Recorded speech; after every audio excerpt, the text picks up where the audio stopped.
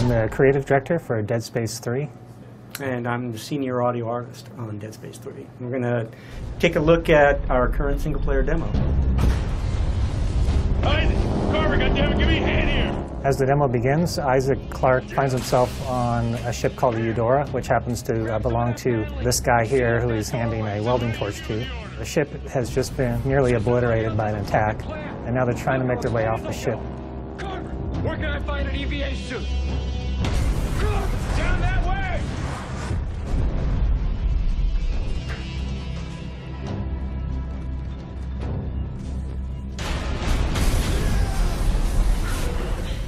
This is a scene I love for audio because there's so much going on, and yet we've still found a way to use subtlety in the scene, even amidst all of the choking, the explosions, and the bombast. There are like shards of glass floating around like a cloud in the environment that signal to the player that, you know, you have to go this way, and yet it's very dangerous to go this way.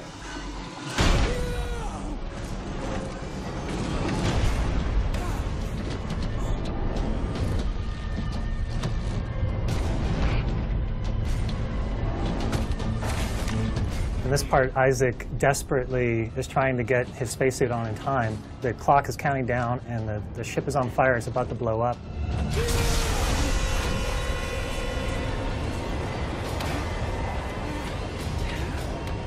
He gets the cabinet open, and his helmet goes flying out into outer space. So he knows he only has a minute or something before he's going to suffocate, and he launches himself into space after that helmet, which is his lifeline. And he gets it just in the nick of time as he finds himself in the middle of the Eudora as it's flying to pieces. Guys, okay, I see it. Listen, find something to hang on to.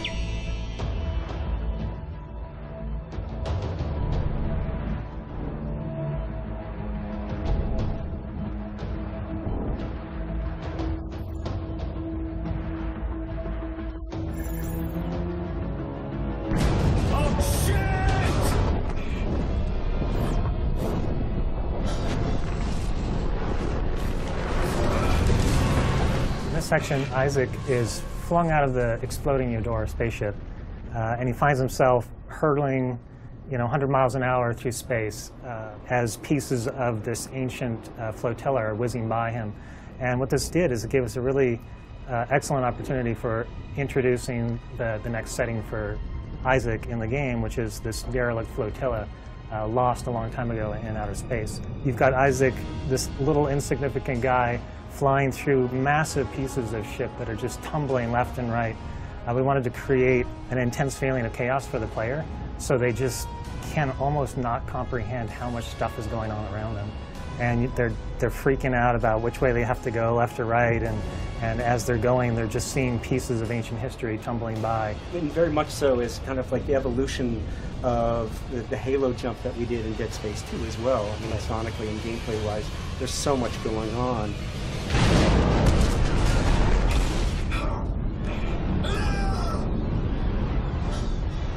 We took the environment and created 3 new threats within that environment, and we had to pay off on all of those sonically, making sure that the gameplay was thrilling as could be. In a scene like this, on one of the prior games, we would have made it much more aleatoric and just about kind of tone clusters and chord swells that are really difficult to relate to. And I think that we're inching towards going towards a more thematic musical approach.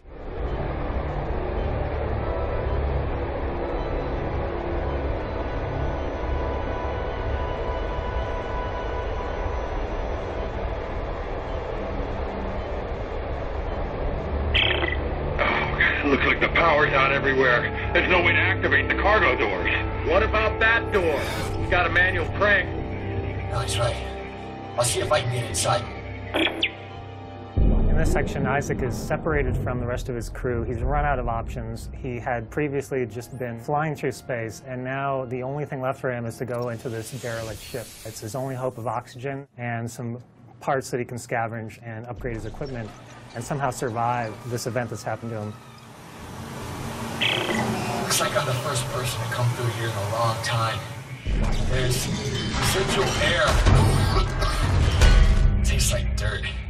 Sonically, I think it's really unique in all of Dead Space because It's one of the most quiet environments we've ever created. So it really amplifies that sense of Isaac's being alone and being separated from his crew and going deeper into finding out what happened here.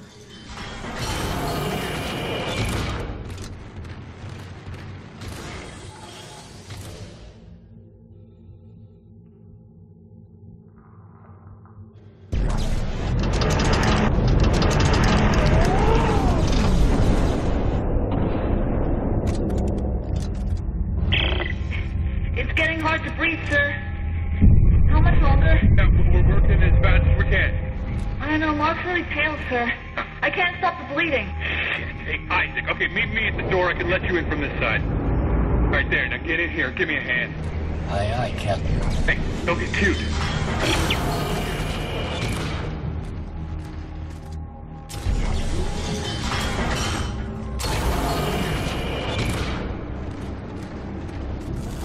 Isaac, Ellie's SOS is coming from deeper inside this ship, but I can't leave Rosen and Locke. Send me the coordinates. I'll go check it out. Here you go. Hey, don't stray too far. That's an order.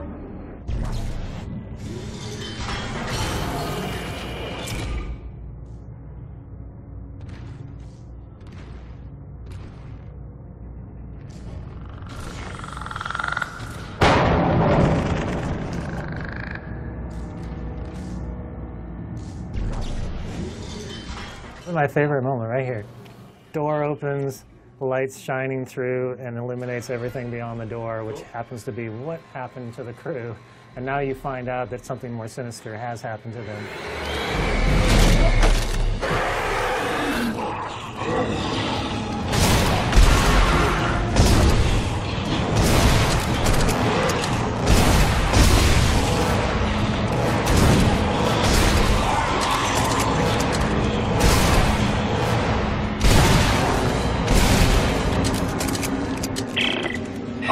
Holy shit! What? What is it? What's going on? I just got jumped by what's left of the crew. What? No one could have survived out here for that long. They didn't survive. They got turned into those things.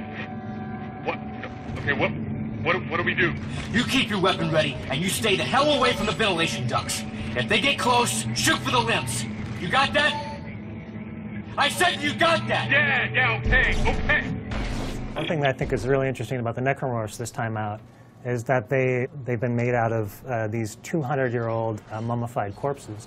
So as you're going through the ship, you find these kind of crusty, crackling, strange aberrations that have been turned into necromorphs from a long, long time ago.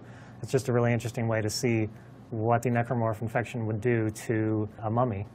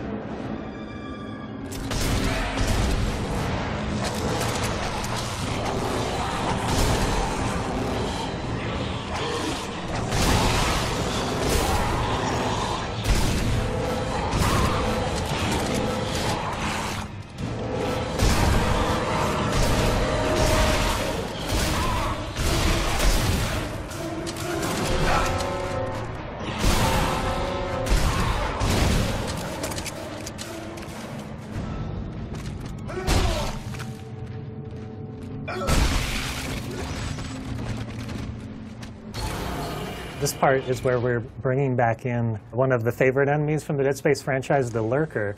But in Dead Space 3, it was important to reimagine them into something different. So what we did is we made it based off of a dog rather than a child, what the original one was. And the reasoning behind that is that this government whose flotilla that you're exploring, they just so happen to have needed dogs as part of the effort to find things on the planet that they were looking for. Similar to what you would do with earthquake victims, where you'd have dogs that would go out and search for things because they get a scent. These dogs just happen to have been turned into necromorphs, and now we get to see what happens when an animal gets turned into something necromorphic rather than a human.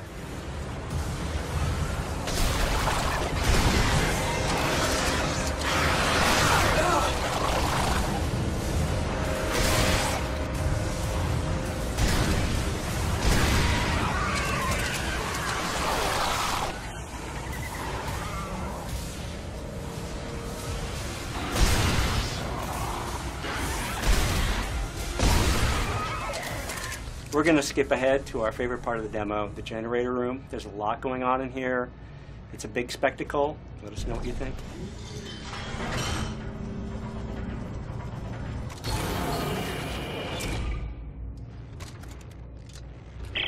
Norton, you there?